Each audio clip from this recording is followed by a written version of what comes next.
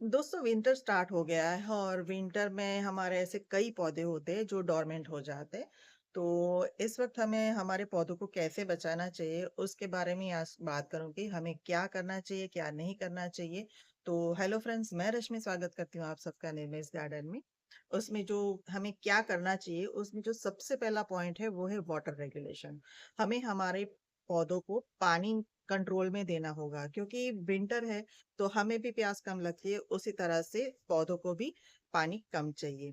क्योंकि अभी धूप नहीं निकल रही है तो मिट्टी सूखती नहीं है, इसकी वजह से मिट्टी गीली ही रहती है।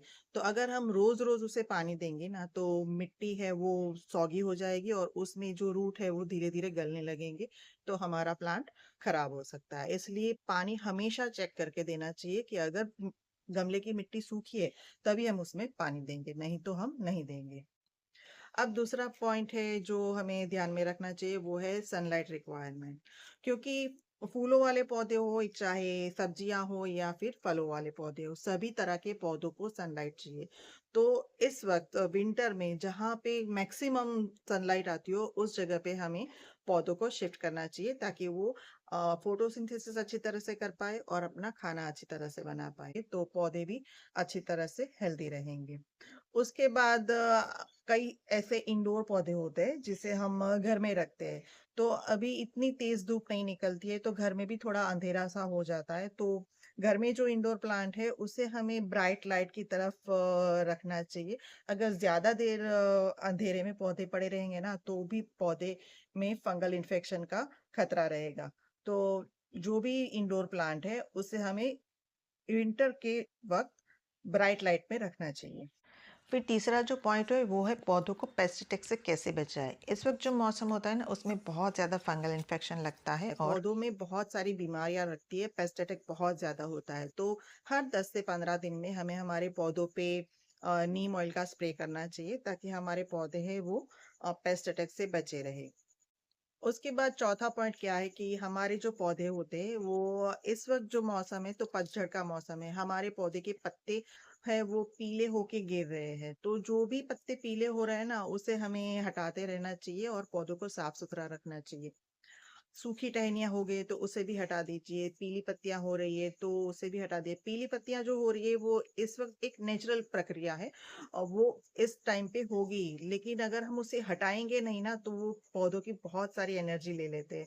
तो इसके वजह से पौधों को ज्यादा एफर्ट लगाना पड़ता है सरवाइव करने में, इसलिए हमेशा जो पीली पत्तियां हो रही है उसे हमें रोज बरोज हटाते रहना चाहिए।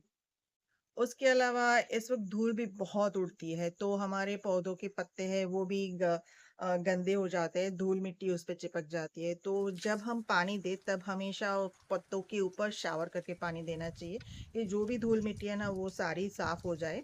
तो अगर धूल मिट्टी साफ हो जाएगी तो पौधा पौधा है वो अच्छी तरह से फोटोसिंथेसिस करेगा और फिर अपना खाना भी वो अच्छी तरह से बनाएगा। तो ये तो बात थी कि हम हमारे पौधों के साथ क्या करें।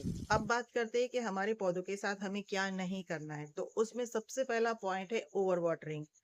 जैसे हम पौधों में पानी देते हैं उसी तरह से पानी देने में हमें बहुत सावधानी रखनी होती है। अगर मिट्टी सूखी नहीं है और आप रोज पानी दोगे तो ओवर वाटरिंग से हमारे पौधे खराब हो जाएंगे, तो ओवर वाटरिंग कभी नहीं करनी है। इस वक्त खास हमें ध्यान रखना है कि मिट्टी अगर सूखी हुई है 1 से 1.5 इंच तक की मिट्टी सूखी होनी चाहिए तभी आप उसमें पानी डालेंगे, वरना आप पानी को अवॉइड कीजिए। उसके बाद हमारे कई ऐसे परमानेंट पौधे होते हैं जो इस वक्त आपको डल नजर आएंगे, उसकी पत्तियां भी पीली हो रही होगी। तो अगर पत्ते हमें पौधे डल नजर आ रहे हैं तो हम कोई ना कोई फर्टिलाइजर उसमें मिला देते हैं कि ये फर्टिलाइजर मिलाने से हमारा पौधा अच्छा हो जाएगा। पत्तियां पीली हो रही है तो हम एप्सम सॉल्ट मिलाते हैं कि उससे हमारे पौधे ठीक हो जाएंगे, पत्तियां पीली होनी कम हो जाएगी। लेकिन इससे कुछ फायदा नहीं होगा क्योंकि ये जो पौधे हैं वो सारे अभी डोरमेंट है, मतलब कि अभी वो आराम कर रहे हैं। तो इस वक्त हम जितना भी फर्टिलाइजर मिलाएंगे उसका कुछ फायदा नहीं होगा। तो फर्टिलाइजेशन से हमें बचना चाहिए, इस वक्त हमें कोई भी खाद अपने पौधों में नहीं देनी चाहिए। क्योंकि वैसे भी हमने अक्टूबर में तो हमने खाद उसे दी ही है, तो फिर अभी इस वक्त खाद देने की कोई जरूरत नहीं है।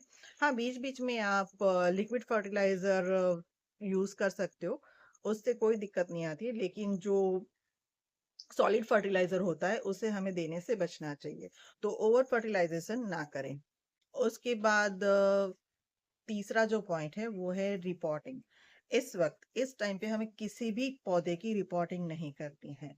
चाहे पौधा रूट बाउंड ही क्यों ना हो गया हो, लेकिन हमें इस वक़्त हमारे पौधों की रिपोर्टिंग नहीं करनी है। रिपोर्टिंग हम जब थोड़ी-सी मौसम में गर्माहट आएगी, फ़रवरी में जब स्प्रिंग सीज़न स्टार्ट होगा तभी हम उसमें रिपोर्टिंग करेंगे। रिपोर्टिंग के साथ आप इस वक़्त प्रूनिंग भी नहीं करेंगे। हाँ, सॉफ्ट प्रूनिंग आप कर सकते हो अगर उसकी जो अ, डंडियाँ है, वो स्टेम है, वो बहुत लंबी हो गई है, तो आप उसको ऊपर से थोड़ा-सा ट्रिम कर सकते हो। लेकिन नीचे से, पूरा नीचे से आप उसे हार्ड प्रूनिंग नहीं करोगे। अगर हार्ड प्रूनिंग इस वक़्त करोगे, तो हो सकता है कि पौधा डायबैक की कंडीशन में भी आ जाए और फिर पौधा रिवाइव ना हो पाए। तो इसलिए अभी हार्ड प्रूनिंग नहीं करनी है, आप चाहो तो सॉफ्ट प्रूनिंग कर सकते हो। इसके अलावा अभी जो सीज़नल प्लांट होते हैं, उसमें तो हमें सॉफ्ट प्रूनिंग करनी होती है या फिर जो फूल है, वो खिल जाए, फिर जब मुरझा जाए तो उसकी पिंचिंग भी करनी होती है।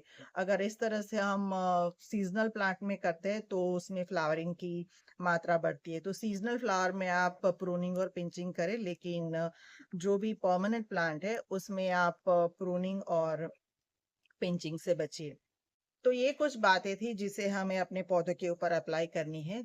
ये थोड़ी-सी चीज़ें करनी है जबकि थोड़ी-सी चीज़ें अवॉइड करनी है। ये सब अगर हम अपने पौधों के साथ इस वक़्त करेंगे तो हमारे पौधे हेल्दी रहेंगे और इस विंटर को अच्छे से गुज़ार पाएँगे। तो उम्मीद है आपको वीडियो पसंद आई होगी। अगर वीडियो पसंद आई है तो लाइक, कमेंट, शेयर कीजिए और चैनल पर पहली बार आए हैं तो सब्सक्राइब किए बिना मत जाइए। और हाँ, बेल आइकन भी प्रेस कर दीजिए ताकि ऐसे ही नई-नई वीडियो जब मैं अपलोड करूँ तो सबसे पहले आपके पास पहुँचे। Thank you.